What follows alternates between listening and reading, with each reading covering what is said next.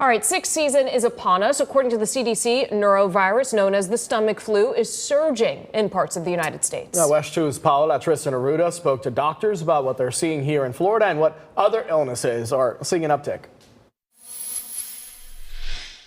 It's an illness spreading across the United States. The Centers for Disease Control says norovirus is the leading cause of foodborne illness in the U.S. Norovirus is one of those intestinal infections that we typically see in the wintertime, and it causes the typical symptoms of an intestinal infection of nausea, vomiting, and diarrhea.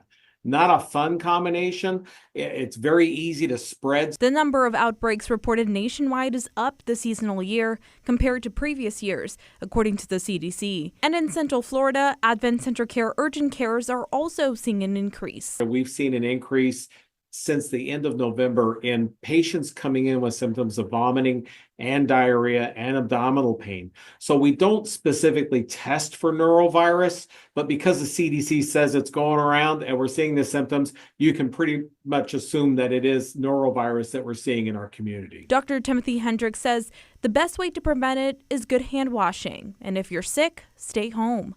He says the biggest risk with this type of infection is dehydration. Outbreaks are typically seen on cruise ships and other places where there are a lot of people together. And that's not the only virus we're seeing an increase of. Although it's a different infection than norovirus, flu cases are also on the rise. And that's happening both nationwide and in Florida. According to a weekly report from the state health department, flu positivity rates not only went up for the week of December 15th, but also emergency department visits also increased. Every county in Central Florida saw an increase, including a majority across the state. This last week, we saw a big increase in the number of people diagnosed with influenza type A. In the last week, it's gone up 75% just from week to week. Paola Tristan Arruda, WESH 2 News.